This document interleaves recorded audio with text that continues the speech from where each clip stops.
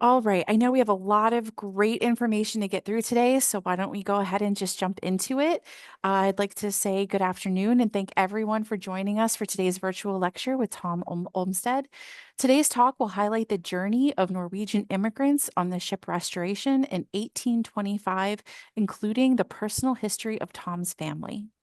My name is Lauren Burnham, and I'm the Assistant Director here at the American Swedish Historical Museum in Philadelphia. I'm joined today by our curator, Brett Peters, who created our current exhibition, Across the Atlantic, Sloopers and the First Organized Emigration from Norway to America, that is currently featured here at our museum. Brett would also like to welcome you and thank Tom for joining us today. So Brett, I'll turn it over to you. Thanks, Lauren. Hi, everyone. My name is Brett Peters. I'm the curator of the American Swedish Historical Museum. I hope you all can hear me. Lauren, nod if you can hear me. All right, cool. Wonderful. So thank you all for coming today. It's a really amazing topic, and Tom will get more into it. But for those of you who don't know, a very large group of people came on board a very small ship to the United States in 1825 after attending, the celebration event in New York City a couple weeks ago. It was just really awe-inspiring to see, just how small, the sloop or ship was. And as Tom mentioned a few minutes ago, to me and Lauren, it really wasn't very much bigger than the size of a school bus. So it's a really incredible story. And Tom, I just wanted to thank you so much for lending, some incredible artifacts to the show. Among them, a spoon carved by, I believe, your great great great great grandfather. They're great. Third grade, as well as numerous artifacts relating to your great great grandmother. So with that being said, Tom, I'll turn it over to you. Thank you again, and thank you everyone for being here. Okay. Actually, I'll introduce Tom first. So Okay. thank you, Brett. I would really like to also acknowledge the Sons of Norway Foundation for their grant support, which is what made today's program accessible at no cost for everyone. So we really do appreciate them as a sponsor of the exhibition and our programming schedule as well. Today's lecture is being recorded and will be publicly available on the American Swedish Historical Museum's YouTube page next week. And I will send a link to that YouTube recording. I'll email it to everyone as soon as everyone that has registered today. I will send it to you next week when it is available. We ask that everyone please remain on mute during the talk. That way we can reduce any background noise and we can make sure to hear all of Tom's information. If you have a question, you're more than welcome to type it into the chat feature. And at the end of the program, we will roll through those questions. And also at the end of the program, if you would rather unmute and ask a question live, you'll also be invited to do that. And with that, it is my pleasure to introduce today's speaker, Tom Olmstead. Tom started tracing his family's history when he was only 7 years old. He has taken a special interest in his Norwegian heritage since 2009, collaborating with Norwegian historians and genealogists. His great great great grandparents, so three greats, and their three children and an uncle on the also. Okay, let's start over. His great great grandparents, their three children, and an uncle left on the Restoration in 1825. His family has saved numerous artifacts and letters from his voyage and years afterward. He will share personal reflections based on historical documents, family artifacts, family stories, and letters from those who traveled on the Restoration. We look forward to hearing their story. Thank you so much, Tom. Go ahead. You bet. Thank you. Let's see if we can get things shared here.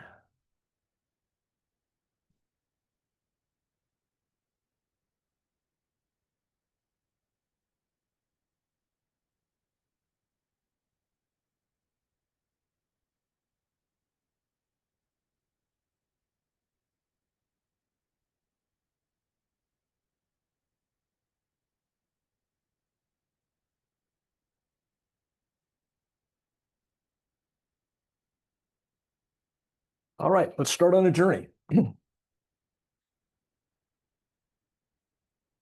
Restoration had a lot of people on board. These, as Lauren said, are kind of my personal reflections and what I have from documented history.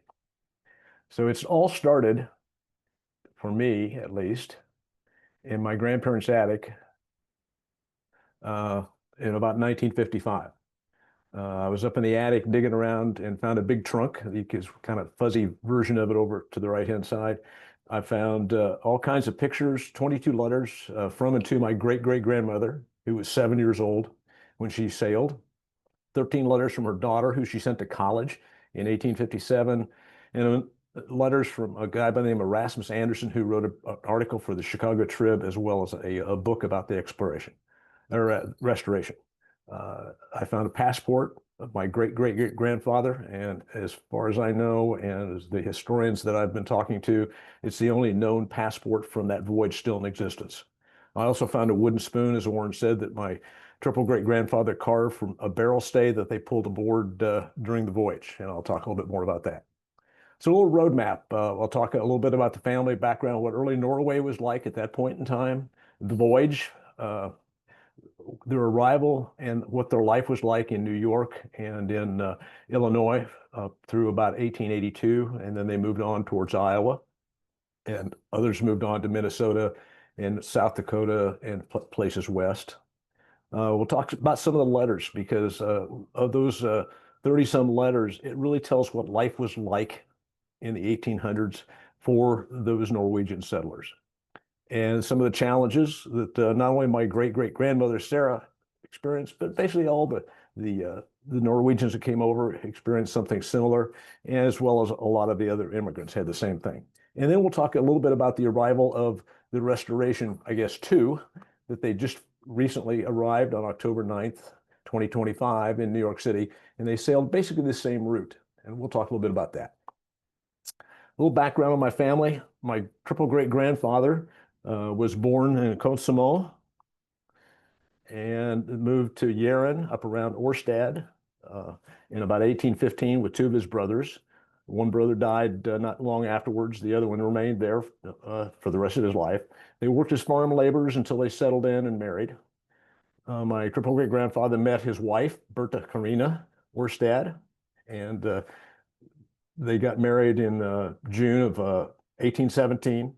They had 3 children, Sarah, my great-great-grandmother, Tobias and Katrina. Both Tobias and Katrina died soon after they were born. And so the only survivor of that original marriage was Sarah. The land in Norway at that point in time was very, very rough. As you can see by the right, most of the fields had lots and lots of rocks in them. Einan and his brother, when they first went there as laborers, basically plowed the fields with a spade. And so you didn't get a lot of production, and it was just an awful lot of work. They probably lived in a small village of house sitters, maybe in a house like the one on the left. You can see the kind of crops they grew. Basically, the top line is the kind of crops they grew for their livestock, and then the lower part is more what they grew for them to eat. Berta and Karina, or Einan and Berta, were house sitters, which is sharecroppers in the more American version. Soon after they got married, they received a lease, a lifetime lease on the land, and you can see the lease there. Translated, it goes through this, and I'm not going to read the entire thing, but there's several things that popped out to me. Is a contract to my triple great-grandfather, his and his wife's lifetime. So his wife had equal share in the lease in 1825, and it was many, many years after that before that kind of situation would occur in the United States.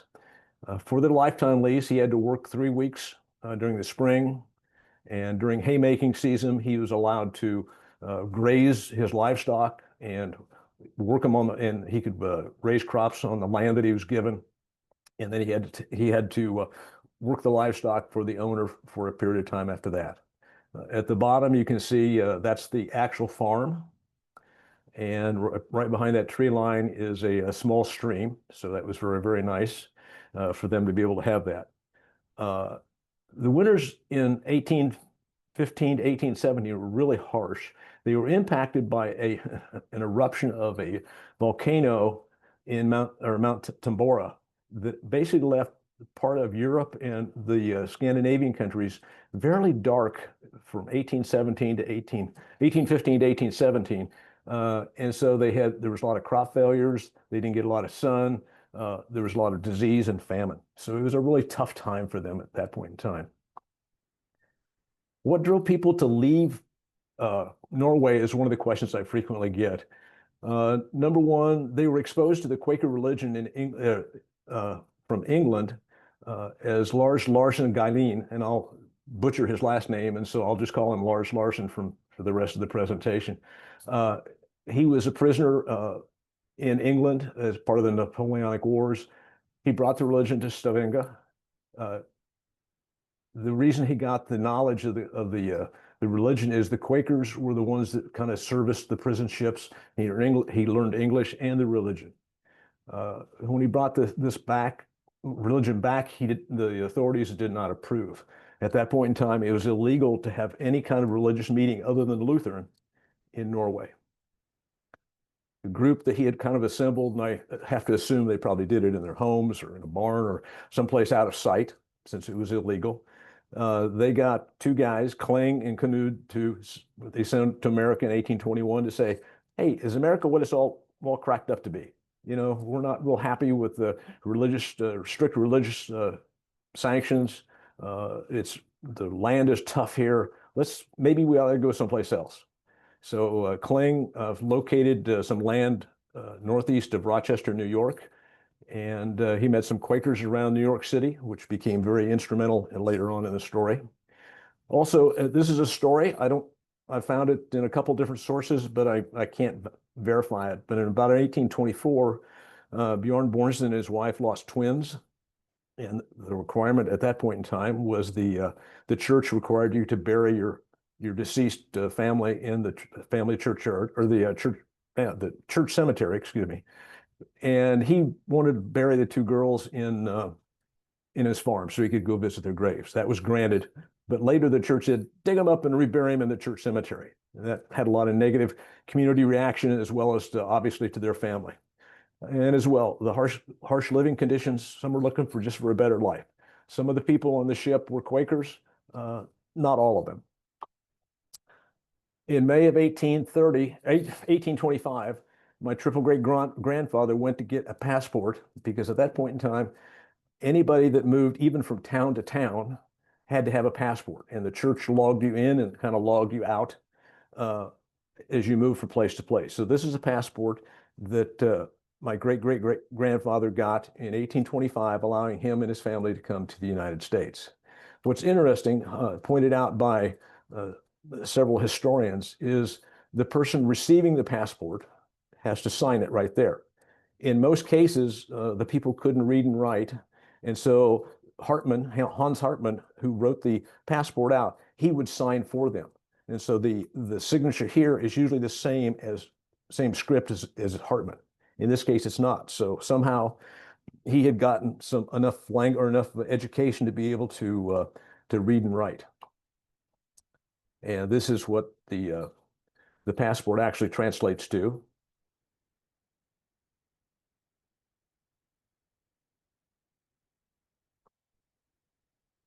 What was the voyage like? The boat was originally built as a yacht, which is a two-masted boat, excuse me. In 1801, it was converted to a sloop in 1819 to 1820 and renamed the Restauration at that point in time. 54-foot long and 16-foot wide. So as Brett said, just a little bit bigger than a school bus. The Restoration was purchased by 6 families, including Unen. Johannes Jacobsen Stein was probably the primary owner of the ship. He probably provided more money than anybody else. He had another ship that he sold and put the money towards the restoration. They paid 1,800 specie-dollar, which is about $1,375. According to a historian, and I have to kind of agree, that seemed really, really high for that point in time. And they brought a little over 6,000 pounds of Swedish steel for resale in America. So my guess is that dollar amount included the getting the steel and getting it to Stavanger. They boarded the dock in Stavanger, headed for the United States, on July 4th, 1825. Most of the people were from Rogaland, which is right around Stavanger. Nils, my great-great-grandfather's brother, younger brother, 15 years younger, most likely moved from Kosovo just before the sailing. There were probably maybe 55 people on board when they left this dock that you see here. Three children of the Medland family, Martha, Jens, and Christian, left the boat soon after they left the dock. They were in their 18, 19, 20, and so they were young adults, and they decided they wanted to spend the rest of their life in Norway. Johannes Stein's 15-year-old son supposedly rode away, going to his uncle's. Stein tried to follow him, but never found him. And the uncle said, "Don't worry, I'll take care of him." And that's from a story that was published on Facebook by one of the people that sailed on the boat on this last voyage. Each family was allowed one trunk for all their belongings. So they got a trunk for, in my particular family, 6 people, 5 foot long, 2 foot wide, and 2.5 foot high. And you got to assume that was by the exterior measurements, and the lumber was probably pretty heavy, so there was not a lot of space in there. As they left the harbor, the cannons protecting the harbor fired saluting them as they left. Excuse me. This is a list of the people that were on board. You see there's only 50. There's never been a manifest of the passengers and crew found. This is from a number of people that have written books and articles, as well as my great-great-grandmother provided a list for the Chicago Trib article. Those that are highlighted are the people that were the crew. Number 49 and number 50 were the skipper and the first mate, who were, I have to assume, were probably paid. And those that are underlined are my direct ancestors. Again, they left on July 4th, 1825. They're known as the sloopers because the boat was a sloop. They're celebrated in the U.S., and they remain heroes in Norway as the first organized immigration of Norwegians to America. And I emphasize that because a lot of people say, well, they're not the first Norwegians. And that's true. They were not the first Norwegian. Even Kling and Knut had been here before that. And a number of single individuals or small groups. But this was a group of 52 people, 53 because there was a baby born on board, which we'll talk a little bit about that. And this is a view from the recent sailing. The route they left Stavanger and headed toward Lizard's Head, England. From there, they went to Madeira. From there to the West Indies. For some reason, they kind of scattered around through Puerto Rico, Hispaniola, Cayman Islands, Cuba, through the tip of Florida before they headed up the East Coast to New York. Why they went around the area number 5, some historians will tell you that they probably had bad weather and that's what forced them to go that way. One historian I talked to says more or less could have been the incompetency of the captain. I don't think we'll ever really know. It's all right. They stopped at Lizard's Head, and some of the women decided to go to the local market and sell some liquor. Partway there, they were alerted that it was illegal to sell liquor on the streets, and it would result in their arrest. So the group quickly returned to the Restoration and set sail immediately without collecting all the stores that they had intended to pick up for the rest of their journey, or for the next leg of their journey. They headed down along France, Spain, Portugal, and about where that red star is, they found a cask floating in the water. The cask, as it turns out, had 126 gallons of wine, and they brought it on board. And Sarah remembers that her mother could now make bread and porridge from the wine and potato flour. Sarah remembers a second cask of flour. The other historical documents I found only talks about the one cask of wine being pulled on board. This last summer, prior to the sailing, a local bakery in Stavanger started making and selling bread made from Madeira wine, flour, and barley. And so this is what that looks like. As they arrive in Madeira, as the story goes, the group and the crew and everybody got drunk. As they approached Funchal, there was no movement on deck. And so the local authorities said, must be a plague ship. And so they set the guns aimed, ready to destroy it. A German vessel yelled at the ship and said, raise a flag, raise a flag. And Berta Nelson waved her skirt, probably showing her legs, which I'm sure was very, very unethical, and got somebody to bring a flag up. And they were allowed to dock. They checked them out and said everything's okay. They were welcomed by the consulate, and he set up a week-long party, and they hosted the people. My great-great-grandmother remembers the luscious grapes, and they were able to restock for the voyage. Now, all this story about everybody getting drunk is in a lot of history books. What's interesting is some people have said, maybe that was just a good story. It's interesting, when my great-great-grandmother in 1894 was interviewed for the Chicago Trib, she talks about the sailing, and she talks about the luscious grapes and the parties that they put on, had been given at Madeira, but she never talks about everybody getting drunk. Now, granted, she was 7 years old, so maybe she didn't relate to that. Then they arrived in the West Indies. They left the West Indies, and as I said earlier, floated around Hispaniola, whether it was storms or poor navigation. They headed north to New York City. I think I skipped a slide. Nope, I guess not. So what's interesting is they traveled over around 9,000 miles. If you track the dotted line, it was developed by a friend of mine, Gunlef Sedal. The voyage covered around 9,000 miles. Everyone survived, and that's pretty remarkable in itself. And on September 2nd, Lars Larsen and his wife had a daughter born somewhere around the West Indies. Sarah, on the right, remembers the crossing was stormy and the sloop became unmanageable and drifted in all directions.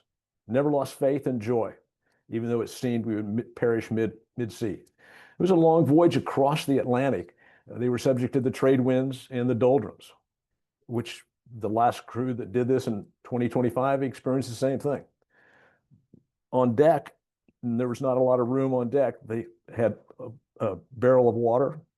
They stored the wood and a stove so they could cook.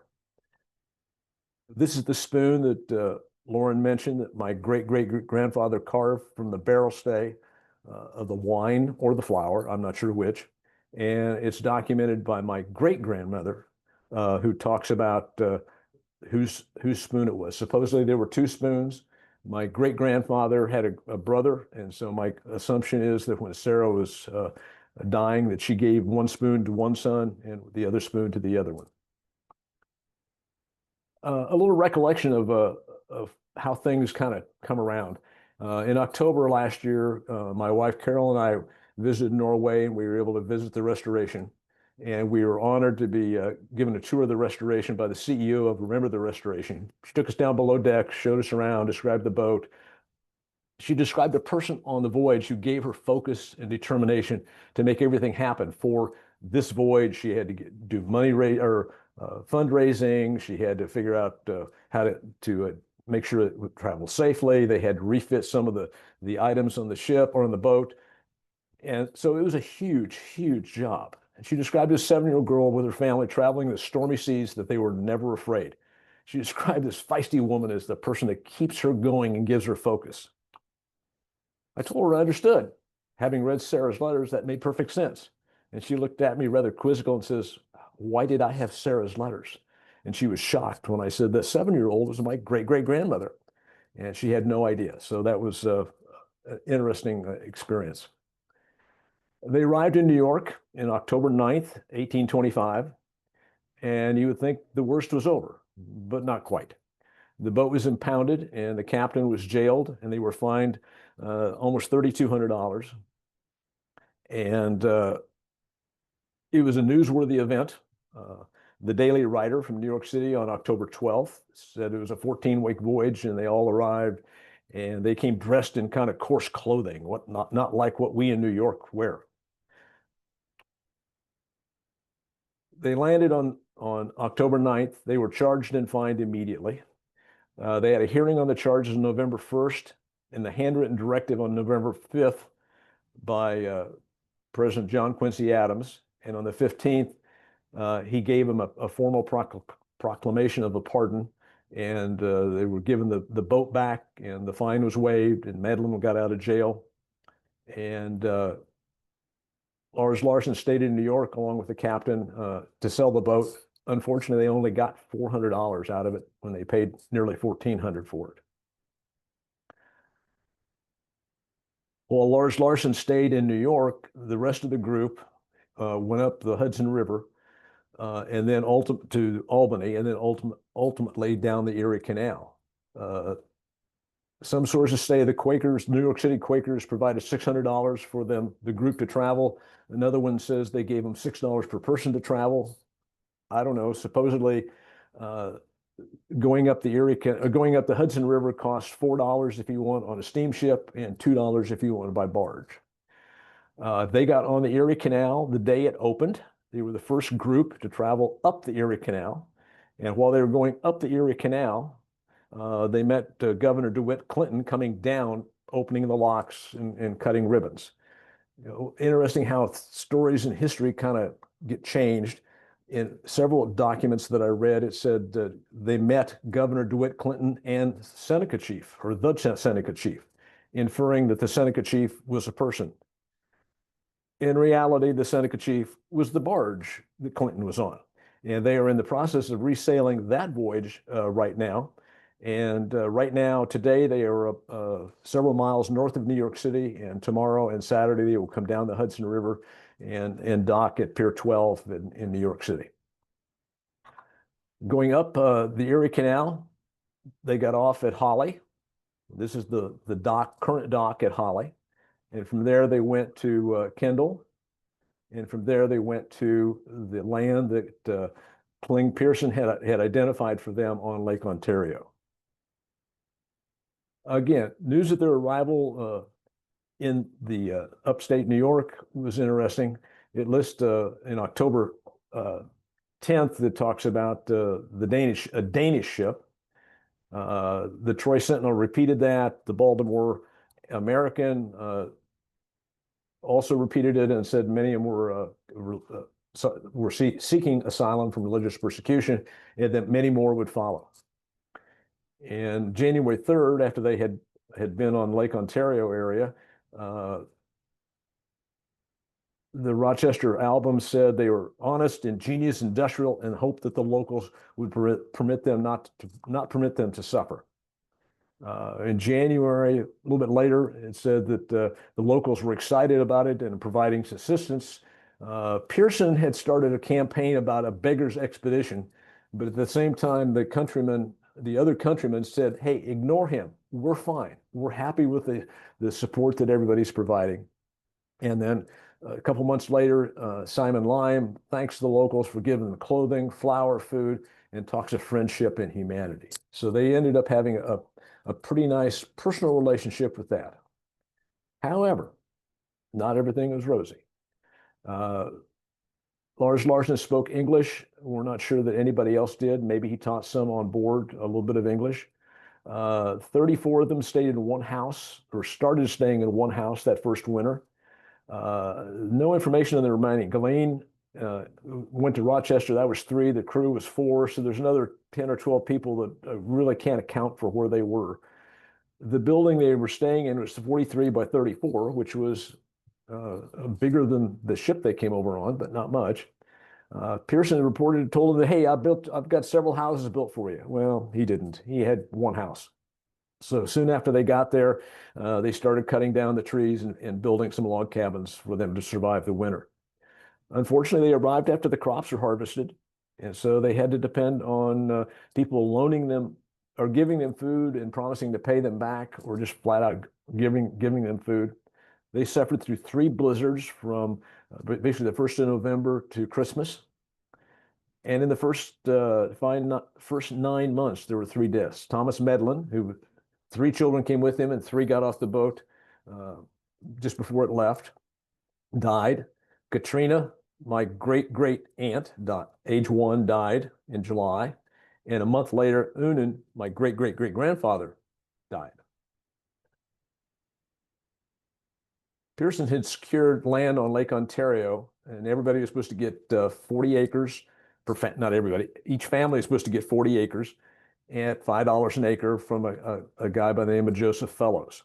They had several years to pay that off. The first year they cleared the land, but they had to work for tenant farmers because the land was so wooded they really couldn't plant anything, as they got to keep every 11th bushel of what they were harvesting. The widow of Unan married his brother-in-law Nils in May of 1827. They were the first Norwegians married at St. Luke's Episcopal Church in Rochester. And there we see the first Americanization of the names, from Nils to Nels, and Berta Carina to Betsy Crane. Very controversial marriage, because Berta waited less than a year to marry after Unan died, and Nils was 15 years younger. Here you can see a map of the block of land that they had gotten from Fellows, or got a promise from Fellows. Thompson is where my family property was, and Kling Pearson had property here and over here. If you look right straight out here, that's looking right across the Thompsons' property. So that's what they were kind of staring at.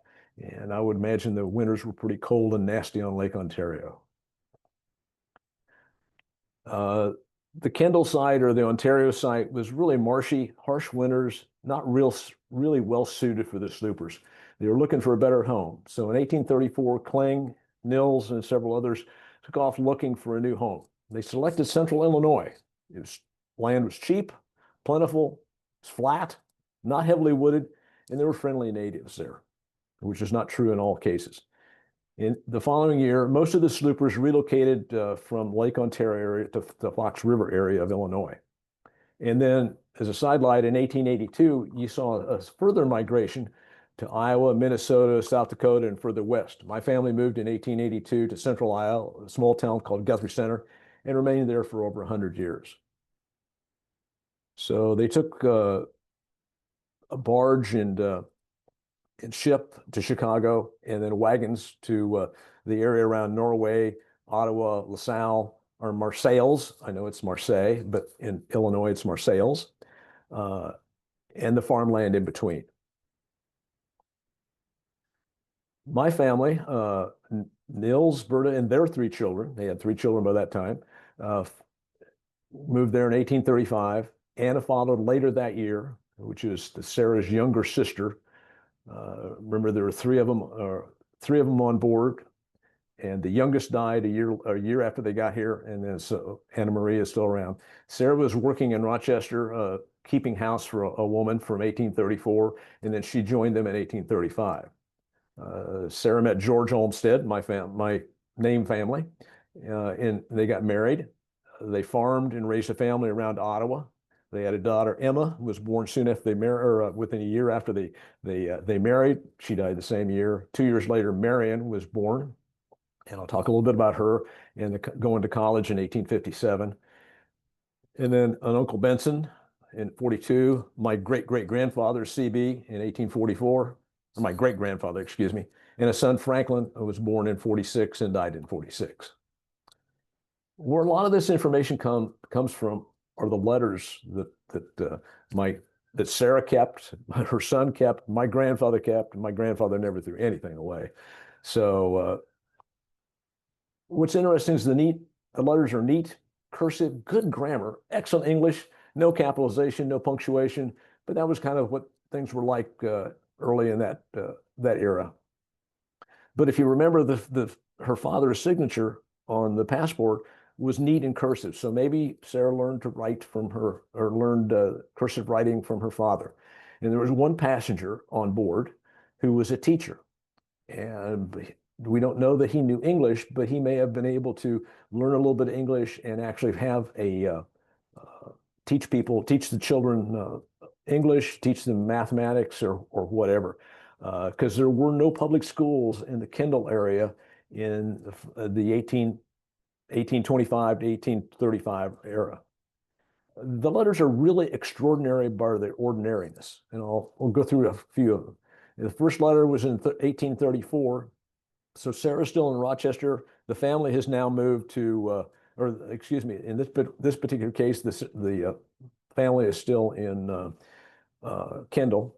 She's troubled to hear she's troubled that mother is troubled and says, pray and trust in God. She's working for Mrs. Lathrop in Rochester. And she hopes that father will not go with Pearson to Illinois, but he does anyway. And she's going to come and visit with her younger sister, Anna. Then we go a number of years, or another year, and the next letter is in the end of December 1835. Mother, stepfather, and their 3 children have moved to Fox River. She's pleased that Anna Marie has just recently joined them. And like all letters, they talk about marriage of friends and deaths and so on and so forth. And she notes to her mother that Sarah has been dating an older man, and she has warned Sarah about dating older men. What she's most excited about is that Mrs. Lathrop gave her material for 4 dresses, and the material cost Mrs. Lathrop 16 cents, and she's just ecstatic about this. And the other interesting thing is that she has run into Mrs. Rosedale, who is the largest family on the Restoration, and Mrs. Rosedale said to say hello to your mother. What's interesting about that is when we were at the reception on October 9th, 2025, I ran into the Rosedale family and was able to tell them the story. She also talks about in the fire in New York City that burned 1,000 buildings in 1835. I'd never heard of it. I had to go and do some research. And sure enough, it's true. So she was keeping up with the news somehow. Then we end up gap of 7 years. Sarah's moved to from Rochester to the Fox River. She met George, set up farming. Emma is born, and Marion is born. So she's sending a letter to her sister, Anna Marie, and her family. First letter she's written in 5 years. Been busy with family, farming, community, whatever. George has traded land with his father, and so they seem to be doing quite well as farmers. They're tired of living on the prairie, so they move, and they do a year later. And then we go 1842 or 1852. Son Benson's born. My great-grandfather is born. Franklin's born and died. Sarah lost her husband, George, and 8 family members to cholera in a 30-day period. So she is raising 3 children, ages 12 to 8 and 10 alone. In 52, she gets a letter from her half-brother that he talks about his trip from Ottawa to St. Louis on stage and steamboat, start working a week. And the little humor here, she says, tell Byron, my great-grandfather, who's 8 years old at the time, to be a good boy, and he'll send him a marble by telegram. In May 1853, another letter from AB. He plans to visit soon, planning to bring a girlfriend. But her mother said, no, not until she's 17. A friend is asking him to go to New York for work, and he plans to do so, and he's excited about seeing the World's Fair. And then in 1889, she gets a letter from her granddaughter, who's still living in Iowa. Sarah has moved from Iowa back to Illinois. The weather is -15. Hard times, farmers are selling out, rent's high. Evidently, her father, Benson, is doing quite well because he was able to rent another farm for $160 and doesn't have much time to write because she's still in school. A little recap: family moved into Ottawa from the farm in 1842. Tragedy strikes in 49. And then Sarah uses her strength, her feistiness, and her Norwegian work ethic to keep the family together at all cost. She married William Ritchie in 1854, the widow of her sister, Anna Marie. They had 3 children. 2 of them lived to adulthood. Bad marriage. Even in 1858, you'll see letters that talk about how he's kind of flirting around with other people and stuff like that. Finally, in 1886, when she was 68 years old, living in Guthrie Center, she divorced him. Said, I've had enough. So other letters, and these are the letters I'm going to talk about from Marion. So In 1857, Sarah sent her daughter to Northwestern Female College. There's only 3 colleges at that point in time in the United States that accepted women. I know she was the first in my family to go to college, and most likely she's the first Norwegian to go to an American college. Dropped out after 7 months due to illness. I've got 12 letters. They talk about things that we probably wrote letters about. Kids today either text or email or whatever, talk about boys, a little bit more formal. They call them Mr. Butts or Mr. James or Mr. whatever. But they talk about dreamy professors, parties, and love and marriage. And then Marion died of tuberculosis in June of 1859. This is the picture of the school in 1857. So the first year that Marion went there. So most likely someplace in that picture is Marion, but I have no pictures of her beyond the age of about 6 or 7. So I have no idea who that might be. In doing a little bit of research, I found out they gave 4 degrees. And the ones that were most interesting to me is they gave a mistress of science and a mistress of art. Since it's a women's college, you can't give a woman a master's degree. So they gave them mistress degrees. And this is one of the 3 report cards that I have from Marion. They graded them on deportment, punctuality, algebra, natural philosophy, arithmetic, and grammar. I'm running a little bit behind, so I'm going to speed up a little bit. Ada Ward, who wrote a number of letters to Marion. Ada was the doctor's daughter in Ottawa, so they knew each other growing up. Found out she's not returning. Boy wanted to go to a wedding. This is the first we have any indication that Marion is involved romantically. Friends wanted to marry a cousin, but she said, no, you can't do that. And here's the first comment about Richie flirting around. It's got to be tough on her and Sarah. A year later, talks about friends getting married, and you need to think coolly about before you enter marriage. Ada's roommate got married and threw away her life. Ada's lost interest in a male friend and very unhappy, and her roommate's unhappy as a new bride. And the interesting comment I thought was she wishes she could go somewhere else, but she's not sure where because she's dissatisfied with the pleasures of society. The life cycle or life occurrences during for this group of people is just amazing. By the time Sarah was 8 years old, she'd lost her brother, a sister, another sister, and her father. Dropped down to the bottom of the first column. A son was born, Benson. 3 months later, her sister died. 2 years later, my great-grandfather was born, and 2 weeks later, her mother died. She goes through all kinds of things. In 1864, her daughter from the second marriage died, and she sent her son, Charles, off to war. And then in 1886, when she was 68, she got a divorce. She was tough. She never gave up. She's the epitome of Norwegian work ethic, and she was and is the matriarch of my family. And you can see the sparkle in her eye. She's probably in her mid-80s at that point in time. Sorry about that. So let's talk real briefly about the trip across this last trip. This is the route the last restoration took in 1825, very similar to the first one. I got kind of obsessive about it. I checked in with their radar navigation equipment every day, tried to do it around 10. And this tracks 98 days of their latitude and longitude and how far they went. They went about almost 8,000 miles versus the 9,000 the other went because they didn't go around Hispaniola and Cuba and the like. I had an opportunity to interview the skipper, and I asked him of the last ship. And I asked him what trials and tribulations they had coming across or challenges. He said, coming out of Norway down the English Channel, the really rough seas. They had 4-foot waves. This is the first time they had been out in the boat, and the boat had been out in the open ocean, and the boat was untested. They really weren't sure what was going to happen. But as he said, the boat performed well, and they really didn't have any problem after that. Smooth sailing going across the Atlantic, but they hit the doldrums. They fortunately have a motor on board, and so several days they had to use the motor to keep moving forward.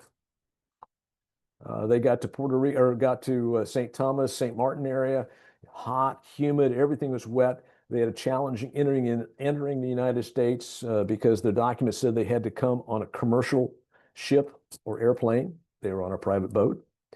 And so the Americans wouldn't let them in, immigration wouldn't let them in. So they had to go to British Virgin Islands, not far away, take a ferry over, commercial. Now they could enter the United States, take a ferry back to pick up the boat, and then head up towards New York.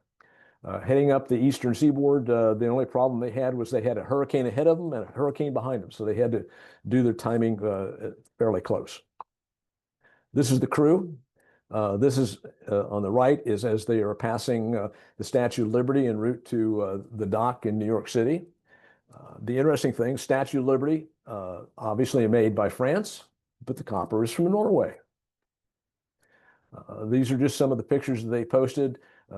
Anna Irene Sem-Henriksen is the CEO of the Restauration. Remember the Restoration? She's the one that organized the trip, the fundraising. She is a magnificent woman and just organization and management skills beyond. They found an ad in the paper in 1826 in St. Thomas, somebody trying to sell the Restoration. The right is Nils Helge Golf's picture of him steering the ship with a full moon someplace in the Atlantic. They did a little fishing, so they got some fresh fish. They also, although they didn't eat them, a number of flying fish would fly into them and hit the sails and drop to the deck. And before I run totally out of time, I really want to give a special thanks to a whole host of people, because what I've written and what I've written for my family history, none of this would have been possible without this group of people. At least one of them, I believe, is on the Zoom today.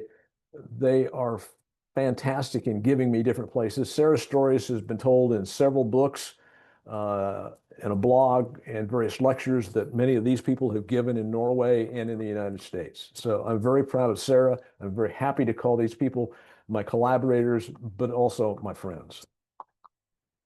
There's my contact information. This is the group of about 3,000 people that were there to meet the Restoration on October 9th in New York City. And in Norwegian, tusen takk. Thank you very much. And I've enjoyed it. I hope you've gotten some good information out of that. And I'll stop sharing and we'll kind of go back to what we were. Thank you so much, Tom. That was a really, really great talk. It was wonderful to hear the history of the ship itself, the journey, but also your personal family connection. I think that's what really makes story special, is when it's not just, reading the words on a page, it's meaningful because it's your family. So I think we all got a lot. I love that picture of your great-great-grandmother. She does look like a sparky, sassy person. And she must have been to endure so much in her life. So Yeah.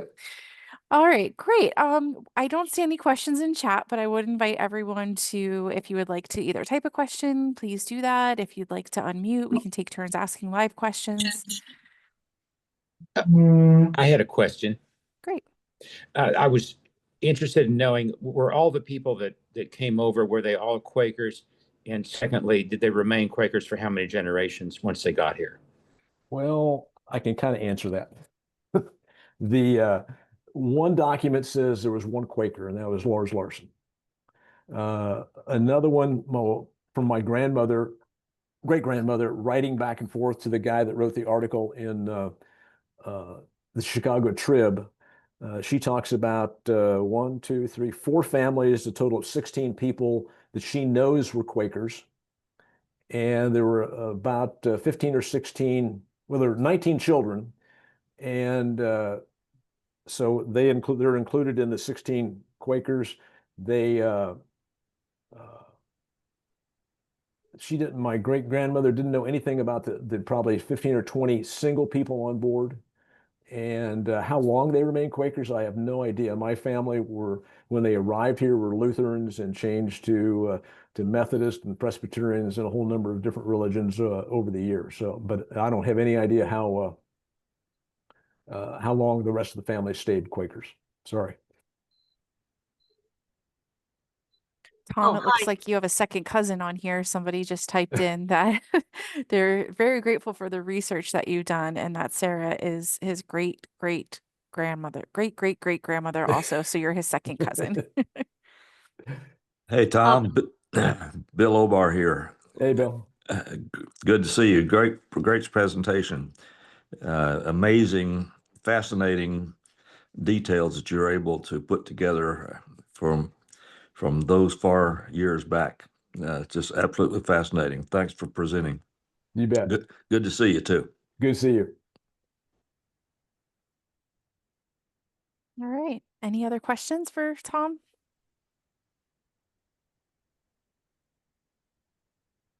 I was curious when the letters your family were writing started being in English versus Norwegian. They were always in English from 1834 on. And what's interesting is there's no Norwegian in it. One of the letter in 1834, Sarah writing her mother saying, "Please get someone to help you with your English because I had trouble understanding your last letter."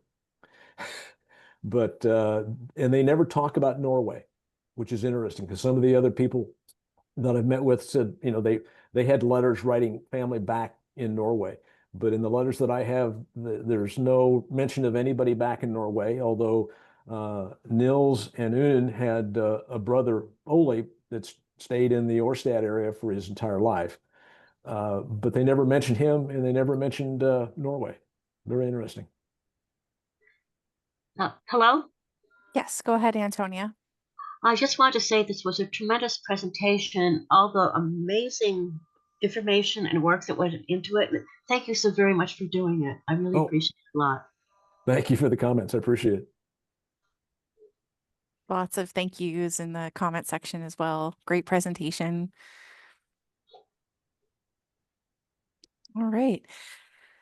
Amazing. I think if that's all the questions that we have for Tom, I would just like to, on behalf of Brett, myself, Tracy, our executive director, I just want to say thank you so much for not only accumulating all this information, but for presenting it, especially during such a prestigious year for the restoration, with its docking, with its journey. I know a lot of people do share that gratitude for all the work that you've done. So thank you for sharing it with us today. I'll do one other thing, just I'd forgotten to mention is on, let's see, this is Friday. So on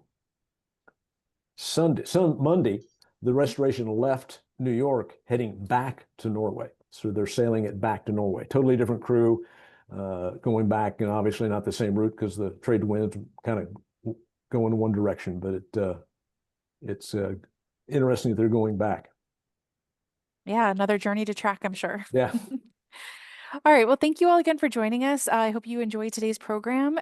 Just so you know, our next virtual lecture will be on the USS Monitor, the little ship that saved the nation, by John Corstein, on Friday, November 7th. So please make sure to mark your calendars and join us for that. You can register also online.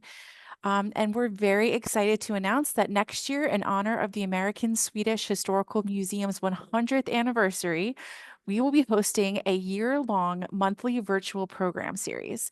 So I know there's a lot of new people on our call today and people that have been joining us for many years for our virtual programs, but we're very excited to be able to feature a wide variety of topics from Scandinavian culture to the history of Philadelphia and the New Sweden colony. So please be sure to follow us for more information and registration information on that. And then finally, if you're interested in becoming an ASHM member to receive special discounts and benefits, or if you're interested in learning more ways to support the museum during our 100th anniversary, we would love to hear from you. So you can please reach out. I put my information in the chat, or you can just call the museum directly and ask for Lauren or Tracy. So thank you guys so much for attending today. I look forward to seeing you on our next virtual lecture. Have a great weekend. Thanks. Thank you. Thank you.